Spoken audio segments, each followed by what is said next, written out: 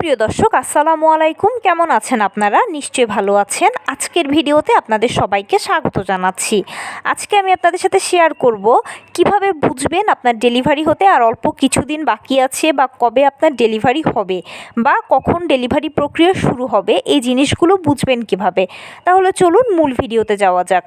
By the way, মূল ভিডিওতে যাওয়ার আগে একটা কথা বলি, আমি আমার চ্যানেলে pregnancy related, specially normal delivery related অনেক ইম্পর্ট্যান্ট তথ্য ভিডিও আকারে শেয়ার করে থাকি। এই তথ্যগুলো আমার পার্সোনাল এক্সপেরিয়েন্স ও আমার ডক্টরের সাজেশন থেকে নেওয়া। তাই আমার চ্যানেলটিকে যদি একবার আপনারা ভিজিট করেন, তাহলে আপনারা আপনাদের প্রশ্নাতীত মনের অনেক প্রশ্নের উত্তর পেয়ে যেতে পারেন। আমন্ত্রণ জানাবো আমার চ্যানেলটিকে একবার ভিজিট করে দেখার জন্য। এবারে চলুন মূল আলোচনায় যাওয়া যাক। আমি শুরুতেই বলেছি আজকে আলোচনা করব ডেলিভারি হতে আর কতদিন বাকি আছে, বা কবে ডেলিভারি হবে সেটা আপনি কিভাবে খুব সহজেই বুঝতে পারবেন। গর্ভাবস্থার শুরু থেকে একজন গর্ভবতী মা এক্সপেক্ট করেন যে আমার প্রত্যেকটা মাস যেন খুব ভালোভাবে ওভারকাম হয়। আপনি যখন ভালো মন্দের মধ্য দিয়ে মাসগুলোকে ওভারকাম করে নবম মাসে গিয়ে পৌঁছন, তখন থেকেই কিন্তু ডেলিভারি টেনশনটা মাথায় ঢুকে পড়ে। সবসময় একটা ভাবতে থাকেন যে আমার নর্মাল ডেলিভারি হবে কি না, কবে ডেলিভারি প্রক্রিয়া শুরু হবে, ডেলিভারির প্রক্রিয়ায় যত ধাপগুলো আছে সেগুলো আমি টলারেট করতে পারবো কি না, ইত্যাদি বিভিন্ন প্রশ্ন আপনাদের মনে আসে। আপনারা এগুলো নিয়ে কমেন্টসও করেন আমাকে। ডেলিভারি হতে আর কতদিন আছে, বা সর্বোচ্চ কতদিনের ভেতর ডেলিভারি হতে পারে, এই জিনিসটা যদি জানা যায় বা জানতে পারেন, এটা নিয়ে একটা আইডিয়া যদি থাকে, তাহলে অনেকখানি টেনশন ফ্রি হতে পারবেন। এ বিষয়ে টেনশন ফ্রি হওয়ার জন্য প্রথমেই আপনাকে যেটা করতে হবে, আপনি যখন গর্ভাবস্থার নবম মাসে পড়বেন, তখনই সর্বশেষ চেক আপটা করিয়ে ফেলবেন। সর্বশেষ চেক আপ করানোর মাধ্যমে আপনি জানতে পারবেন আপনার ডেলিভারি নর্মালে হবে না সিজারে হবে। যদি দেখেন যে রিপোর্টে সব কিছু স্বাভাবিক এসেছে, মা ও বাচ্চা উভয়ের, তখন ধরে নেবেন যে ডেলিভারিটা নর্মালে হবে, আর এর জন্য আপনাকে অবশ্য অপেক্ষা করতে হবে। আর যদি দেখেন যে কোনো জটিলতা তৈরি হয়েছে, তখন সেক্ষেত্রে সিজার লাগবে। সিজারের ক্ষেত্রে ডাক্তারই আপনাকে বলে দেবে যে অমুক দিনের অমুক তারিখে অমুক সময় সিজার হবে, সে মতে গিয়ে আপনি সিজারটা করিয়ে ফেলতে পারবেন। এবারে এই জিনিসটা কনফার্ম হওয়ার পরে পালা হচ্ছে অপেক্ষার। কবে ডেলিভারি প্রক্রিয়া শুরু হবে, কত দিনের মধ্যে ডেলিভারি প্রক্রিয়া শুরু হবে। অপেক্ষা করতে করতে অনেকে অধৈর্য হয়ে কমেন্টস করতে থাকেন। আমি কয়েকটা লক্ষণের কথা বলছি। এই লক্ষণগুলো যদি নিজের মধ্যে দেখতে পান, তাহলে ধরে নেবেন আলহামদুলিল্লাহ আর সর্বোচ্চ 7 থেকে 10 দিনের ভেতরে ডেলিভারি প্রক্রিয়া শুরু হয়ে যাবে, বা আপনার ডেলিভারিটা হয়ে যাবে। এবারে এই লক্ষণগুলোর মধ্যে প্রথমেই হচ্ছে পেট শক্ত হওয়া। খেয়াল করবেন মাঝে মাঝে আপনার পেট শক্ত হচ্ছে, কয়েক সেকেন্ড থাকছে আবার ছেড়ে দিচ্ছে। 24 ঘন্টার মধ্যে যদি এরকম 2-3 বার হয়, তাহলে এটা স্বাভাবিক লক্ষণ এবং এটা সম্পূর্ণ নর্মাল ডেলিভারির লক্ষণ। আপনার ডেলিভারিটা অল্প কিছু দিনের মধ্যে হয়ে যাবে, সেটাই সাইন দিচ্ছে। দ্বিতীয় যে লক্ষণটা বলবো সেটা হচ্ছে ফলস পেইন হওয়া। অরিজিনাল পেইন আসার আগে ফলস পেইনটা ঘন ঘন হয়। ফলস পেইনটা বুঝবেন কিভাবে? এটা কোমরের দিক থেকে শুরু হয়ে তলপেটের কাছে এসে পায়ের নিচ দিয়ে চলে যাবে। খুবই অল্প সময়ের জন্য থাকবে, কিন্তু একটু ঘন ঘন হবে। এরকমটা হলে ধরে নেবেন যে আর অল্প কিছুদিন বাকি আছে আপনার ডেলিভারি হয়ে যাওয়ার। তৃতীয় যে লক্ষণটা বলবো সেটা হচ্ছে প্রস্রাবের চাপ অনুভব করা। আপনি র্যান্ডম প্রস্রাবের চাপ অনুভব করতে থাকবেন। বারবার হয়তো বাথরুমে যাচ্ছেন, 2-1 ফোঁটা প্রস্রাব হচ্ছে অথবা হচ্ছেও না, কিন্তু আপনার মনে হচ্ছে সবসময় পেটের মধ্যে প্রস্রাব জমে আছে, বা প্রস্রাবের যে একটা চাপ অনুভব করা, এরকমটা করছেন। এরকম যদি হয়ে থাকে, তাহলে বুঝবেন আপনার বাচ্চা সেফালিক পজিশনে চলে গেছে, মানে নর্মাল ডেলিভারির জন্য যে পজিশনটা, সেই পজিশনে চলে গেছে, যার ফলশ্রুতিতে আপনার এখন এরকমটা হচ্ছে। সর্বশেষ ও খুবই গুরুত্বপূর্ণ যে লক্ষণটা আমি বলবো সেটা হচ্ছে চাপ অনুভব করা। তলপেটের দিকে প্রচুর চাপ অনুভব করবেন, এতে জরায়ু মুখে ব্যথা হতে পারে, যৌনাঙ্গে ব্যথা হতে পারে। তাছাড়াও নিচের দিকটা ভীষণ ভারী ভারী লাগবে। উঠলে বসতে কষ্ট হবে, বসলে দাঁড়াতে কষ্ট হবে। এছাড়া যখন বসবেন তখন মনে হবে বুঝি বাচ্চার উপরেই বসে গেছেন, বা কিছু একটা অনেক সময় এরকম মনে হতে পারে যে ছিঁড়ে বেরিয়ে যেতে চাইছে। টয়লেট বাথরুমে গেলে অনেক সময় ভয় হতে পারে যে এই বুঝি বাচ্চা বেরিয়ে গেল। এই ধরনের চাপ যখন আপনি নিচের দিকে, বা ভারটা যখন নিচের দিকে বেশি পাবেন, তখন বুঝবেন যে আলহামদুলিল্লাহ আপনার আর সর্বোচ্চ 7 থেকে 10 দিনের ভেতরেই ডেলিভারি হয়ে যাবে।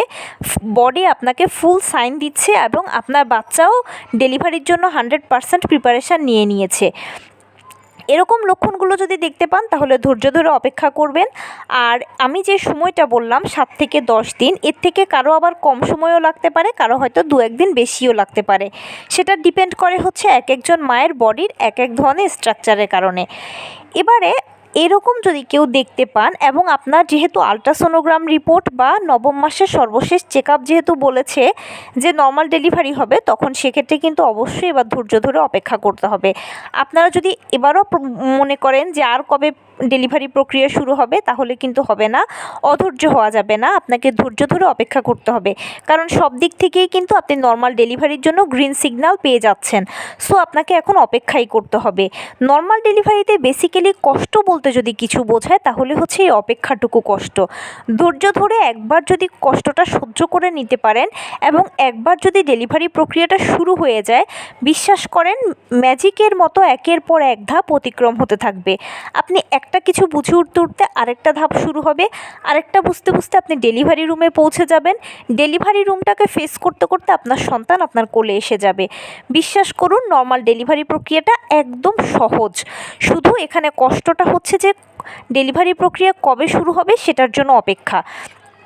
নিশ্চয়ই আপনারা জানেন যে সিজারের তুলনায় নর্মাল ডেলিভারি ভালো, আর যেহেতু এটা ভালো তাই ভালো জিনিসের জন্য অপেক্ষা করতেই হবে এবং এটা আপনার জন্য ভালো হবে, আপনার সন্তানের জন্য ভালো হবে।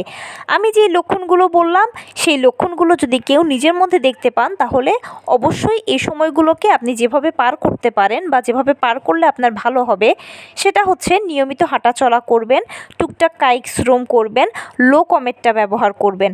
অনেকে বলে লো কমেট কি? ফ্লোর বা মেঝের সাথে সংযুক্ত যে কমেটগুলো সেটাকেই বলা হয় লো কমেট। তার পাশাপাশি পুষ্টিকর খাবার খাবেন। নিশ্চিত করবেন সারাদিনে আপনি যা যেরকম খাবার খাচ্ছেন সকল ভিটামিন, মিনারেলস, ক্যালসিয়ামগুলো যেন ঘুরে ফিরে আপনার বডিতে যায়, আপনার থেকে যেন বাচ্চা পায়। অনেকে আমাকে মাঝে মাঝে প্রশ্ন করেন যে আপু, এ সময় বেশি খেলে বাচ্চার ওজন বেড়ে যাবে না তো? না, বাচ্চার যা জন্ম ওজন তৈরি হওয়া সেটা অলরেডি হয়ে গেছে, এখন শুধু ডেলিভারির অপেক্ষা। তাই অবশ্যই আপনাকে ভালো খাবার খেতে হবে। এতে কি হবে? আপনি শক্তপোক্ত থাকবেন, আপনার বাচ্চা শক্তপোক্ত থাকবে। জেনে রাখবেন নর্মাল ডেলিভারির সময় একজন মা তার বাচ্চাকে কিন্তু চাপ দিয়ে বের করতে হয়, আর এটা কোনো মুখের কথা নয়। সেজন্য অবশ্যই আপনার শরীরে পর্যাপ্ত পরিমাণ শক্তি থাকাটা আবশ্যক এবং বাচ্চাও আপনাকে সাপোর্ট করতে হবে, সেজন্য তাকেও শক্তপোক্ত রাখতে হবে। অবশ্যই 12 থেকে 14 গ্লাস পানি নিয়মিত পান করবেন। এতে আপনার অ্যামনিওটিক ফ্লুইডের বা গর্ভের পানির যে ব্যালেন্স আছে সেটা সবসময় ঠিক থাকবে, আর কোনো তারতম্য হবে না। অনেকে যদি এরকম ভাবেন যে বেশি বেশি পানি খেলে প্রস্রাবের চাপ অনুভব হয় তাই পানি খাবো না, তাহলে এটা ভুল ধারণা। কারণ গর্ভাবস্থার শেষ দিকে গেলে গর্ভবতী মায়েদের গর্ভের পানি বা যে অ্যামনিওটিক ফ্লুইড আছে এটা কমে যাওয়ার একটা চান্স থাকে। তাই নিয়মিত 12 থেকে 14 গ্লাস পানি পান করবেন, আর 1 লিটার বা তার থেকে একটু বেশি, এটা হচ্ছে লিটারের হিসাবে। অবশ্যই আপনি যে ধর্মের অনুসারী হন না কেন বেশি বেশি করে উপরওয়ালাকে ডাকবেন। মনে রাখবেন এটা আপনার জন্য একটা সময়, আর এই সময়ের হাত থেকে উপরওয়ালাই আপনাকে খুব ভালোভাবে সাহায্য করতে পারবে। সেজন্য আপনি যেই ধর্মের অনুসারী হন না কেন বেশি বেশি করে উপরওয়ালাকে ডাকবেন। এতে আপনার মানসিক স্বাস্থ্য ভালো থাকবে, অযথা টেনশন মনে কখনোই কাজ করবে না। এবং ডাক্তারের দেওয়া আয়রন, ভিটামিন, ক্যালসিয়াম ওষুধগুলো নিয়মিত সেবন করবেন। অনেকে মনে করেন যে আমি তো খাবার খাচ্ছি, এগুলোর প্রয়োজন কি? আপনি যতই খাবার খান না কেন পুষ্টির একটা ছোটোখাটো গ্যাপ থাকেই, যেহেতু আপনি 1-এর ভিতরে 2। এই আয়রন, ভিটামিন, ক্যালসিয়াম ওষুধগুলো সকল গ্যাপগুলোকে পূরণ করবে, সেজন্য এগুলো নিয়মিত সেবন করবেন। আর এভাবে করে সময়টাকে পার করবেন। এতে আপনার ব্যায়াম হবে, শারীরিক ব্যথা কষ্টগুলো কম হবে এবং ডেলিভারির জন্য যে প্রস্তুতি সেটা খুব ভালোভাবে হয়ে যাবে। ফাইনালি আমি যেটা বলবো সেটা হচ্ছে, অনেক সময় এরকম হয় যে হতে হতেও নর্মাল ডেলিভারি হয় না। সব কিছু ঠিকঠাক থাকা সত্ত্বেও দেখা যায় যে কোনো কারণবশত নর্মাল ডেলিভারি যদি না হয়, তাহলে অনেকে আমাকে কমেন্টস করেন যে খুব আপসেট হয়ে যায়, সিজার হয়েছে বলে বাচ্চার টেক কেয়ার করতে চায় না বলছে, এমনকি বলেও যে নিজেরও টেক কেয়ার করতে ভালো লাগে না। কিন্তু আমরা সবাই জানি যে নর্মাল ডেলিভারি ভালো, এটা আমরা চাই, চেষ্টাও করি। মহান আল্লাহ তাআলা ঠিক করে রেখেছেন কিভাবে, কবে, কোন দিন আপনার সন্তান সন্তানকে আপনার কোলে দেবেন। সেজন্য অবশ্যই উপরওয়ালার উপর ভরসা রাখবেন। আর ডেলিভারিটা নর্মালে হোক বা সিজারে হোক সেটা বড় কথা নয়, আপনার সন্তান যেন সুস্থভাবে আপনার কোলে আসে, সুন্দরভাবে আপনার কোলে আসে, এটাই সবসময় কামনা করবেন। নর্মালে হলো না সিজারে হলো সেটা বড় বিষয় নয়, এগুলো জাস্ট সন্তান জন্মদানের পদ্ধতি মাত্র। আমাদের সব কিছুর শেষ কথাই একটা, ডেলিভারিটা যেন সুস্থভাবে হয়, মা ও বাচ্চা যেন ভালো থাকে ডেলিভারি পরে। কারণ কি, মা ও বাচ্চা একে অন্যের পরিপূরক। মায়ের কিছু হলে বাচ্চা টেক কেয়ার পাবে না, বাচ্চার কিছু হলে মা শান্তি পাবেন না, অসুস্থ হয়ে যাবেন। তাই ডেলিভারিটা সুন্দরভাবে হওয়াও প্রয়োজন, ডেলিভারি পরে মা বাচ্চা সুস্থ থাকা প্রয়োজন। আর এই জিনিসটাকে প্রায়োরিটি দিবেন।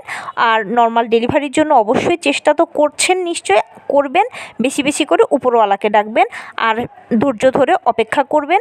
নর্মাল ডেলিভারিতে ধৈর্য ধরে অপেক্ষা করা ছাড়া কোনো বিকল্প কিছু নেই। এখানে ডাক্তার কিংবা কোনো ঔষধ কিংবা বিশেষ কোনো কলা কৌশল বা অন্য কোনোভাবে ডেলিভারি প্রক্রিয়াটা হওয়ানো সম্ভব নয়। তাই এখানে ধৈর্য ধরে আপনাকে অপেক্ষাই করতে হবে, এটাই শেষ কথা। তো এ ছিল আজকের ভিডিও। কেমন লাগলো বলুন? যদি ভালো লেগে থাকে ও হেল্পফুল হয়ে থাকে তাহলে প্লিজ লাইক, কমেন্ট, শেয়ার করতে একদম ভুলবেন না। আর সেই সাথে আমার চ্যানেলটিকে সাবস্ক্রাইব করার বিনীত অনুরোধ রইল। পাশে থাকা বেল আইকনটি ক্লিক করে দেবেন যেন আমি ভিডিও আপলোড করার সাথে সাথে আপনারা নোটিফিকেশান পেয়ে যান। যদি কোনো প্রশ্ন থাকে কমেন্টসে জানাবেন, আমি রিপ্লাই দেব। প্লাস যদি কোনো পরামর্শ থাকে যে কোন বিষয়ের উপরে ভিডিও বানালে আপনারা উপকৃত হবেন সেটাও জানাবেন, আমি আপনাদের পছন্দের সর্বোচ্চ প্রায়োরিটি দেব। ভালো থাকবেন, সুস্থ থাকবেন। আসসালামু আলাইকুম।